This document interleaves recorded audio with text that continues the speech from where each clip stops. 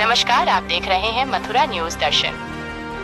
भारत को हिंदू राष्ट्र बनाने, सनातन धर्म को मजबूत करने मथुरा में श्री कृष्ण जन्मभूमि के भव्य मंदिर के निर्माण यमुना शुद्धिकरण एवं ब्रजभूमि को मांस मदिरा मुक्त बनाने के उद्देश्य से बागेश्वर धाम पीठाधीश्वर आचार्य धीरेन्द्र कृष्ण शास्त्री के निर्देशन में दिल्ली से वृंदावन तक श्री बागेश्वर बांके बिहारी मिलन ब्रज पदयात्रा एवं सनातन हिंदू एकता पदयात्रा का शुभारंभ 7 नवंबर को दिल्ली से होगा, जिसका समापन 16 नवंबर को वृंदावन में होगा।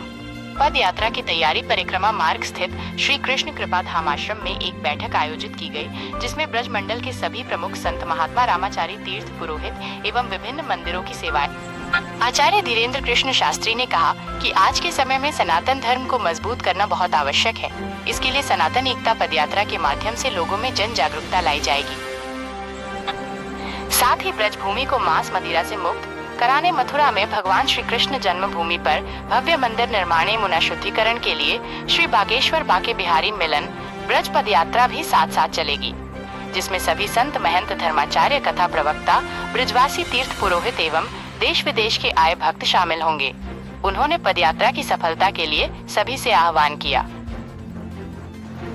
नाभा पीठाधीश्वर महंत सुतीक्ष्ण दास महाराज मलुक पीठाधीश्वर आचार्य राजेंद्र दास गीता मनीषी स्वामी ज्ञानानंद पीपा द्वाराचार्य बाबा बलराम दास महंत परमेश्वर दास त्यागी कथा प्रवक्ता कृष्णचंद्र शास्त्री ठाकुर जी अनिरुद्धाचार्य महाराज आचार्य राम विलास चतुर्वेदी डॉक्टर मनोज मोहन शास्त्री डॉक्टर मृदुल कांत शास्त्री आदि ने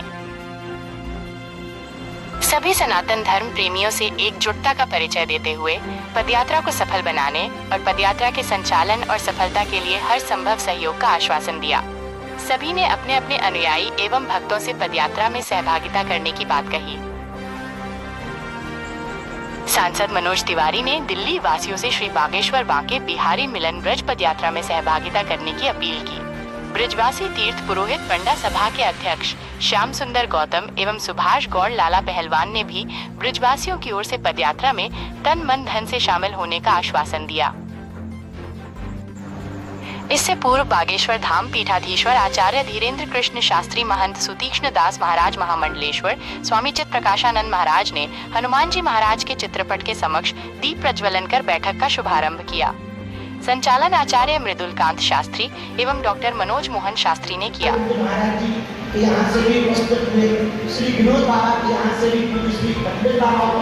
ये पदयात्रा दिल्ली से वृंदावन में है व्यवहारी, ये कई संकल्पों की पूर्ति करेगी, जब कोई संदेह नहीं है। हमारे क्रांतिकारी संत डॉक्टर सत्यमित्रानंद जी महाराज कृपया आ जाए। बाबूजी महाराज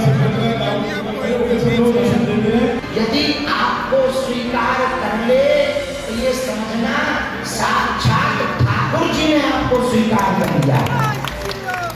तो आज सभी ब्रजवासियों का जब हमें आशीर्वाद मिला, समस्त ब्रजवासियों की कृपा मिली, तो हमको लगता है कि ठाकुर जी ने तो स्वीकार किया भी है, उनके जो अष्ट सखा हैं उनने भी हमें स्वीकार कर लिया होगा, बरसाने वाली ने भी हमें स्वीकार कर लिया होगा, क्योंकि विनोद बाबा के यहाँ से भी आशीर्वाद मिला। तो हमें लगता है संपूर्ण ब्रजवासियों ने हम पर कृपा करती होगी, बची खुची हम पांव पकड़ के कृपा दे लेंगे। और जैसे केवट ने श्री राम जी को कहा था कि हम यहाँ पार लगा देंगे, तू वहाँ पार लगा दी हो, तो हम लोग दिल्ली से शुरू कर देंगे, आप लोग वृंदावन में संभाल लीजिए।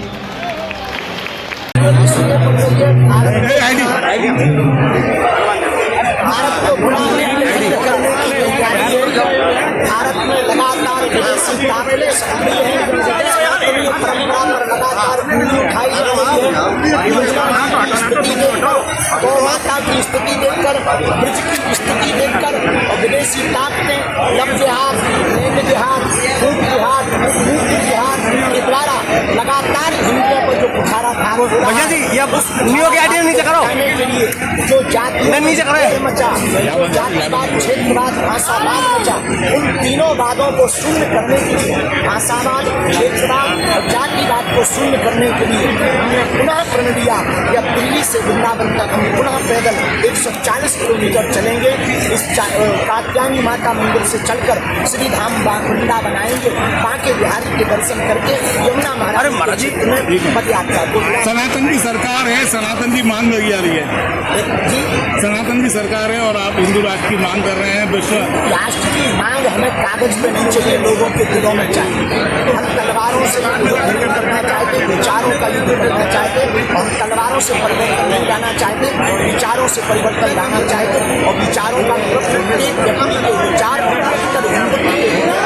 हिंदुत्व का मतलब हमें किसी को मारना या गिराना नहीं है, सबको गले लगाना और अपनी संस्कृति की रक्षा के लिए आगे रहना।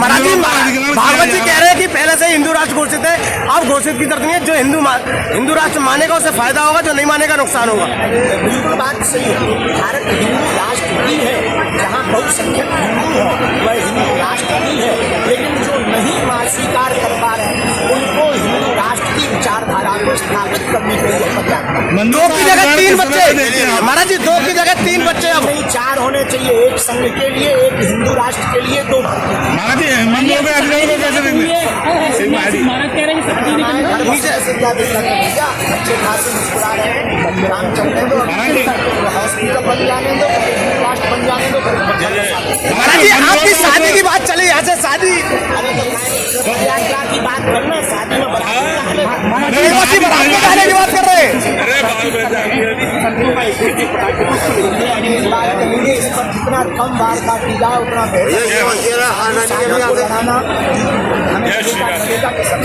साधु संत महापुरुष है, इससे से मुलाकात करेंगे। भगवान की रहेगी और हम सब मिल करके सनातन की सेवा करें, यही इस कार्य का उद्देश्य है। आपने कहा कि बटेंगे नहीं, एकजुटता होकर रहेंगे। हाँ, सबको संगठित होने की जरूरत है। यदि हम संगठित रहे तो सब काम होगा। यमुना की भी बात आ रही है, हाँ, बात मदुरा की भी आ रही है। यमुना जी की भी शुद्धि होनी जरूरी है। मांस मदिरा का ब्रजमंडल में ना हो, ये सब चीजें बंद हो, ये सबकी एकजुटता से सब कार्य हो सकता है। भाई हम तो कहते 4 पैदा करो, 5 पैदा करो, क्या दिक्कत है? एक तरफ यात्रा की बात हो रही है, दूसरी तरफ मंदिरों का अधिग्रहण हो रहा है, तो कैसे आप कह रहे हैं कि एकता होगी एकता यदि हम सब प्रयास कर लें। सोचिए सारे सनातनी प्रयास कर लें कि हम एक रहेंगे तो कौन रोक सकता है? शादी की बात यहाँ चली है, क्या बातचीत हुई आपसे? बात हुई होगी? नहीं, कोई बात नहीं। मंदिरों का जिस तरह से एक संत एक दूसरे पर प्राप्त करना, सभी संत प्रेम से रहें और सभी की जरूरत इस देश को है। सभी एकजुट होंगे तभी इस राष्ट्र का कुछ आगे कार्य होगा। आपस में लड़ते रहेंगे तो कैसे काम बनेगा? क्या मंदिरों का सरकारी अधिग्रहण होना चाहिए? भाई जो सरकार जिन मंदिरों को बनाए, जहाँ पे पहले मंदिर थे, मस्जिद ऊपर बनी, वो तोड़ करके मंदिर निकाला जाए, फिर वो तो सरकार ले। पर जो मंदिर जहाँ थे प्राचीन परंपरा से चले आ रहे थे वो उसी परंपरा से चलने चाहिए। राधे राधे।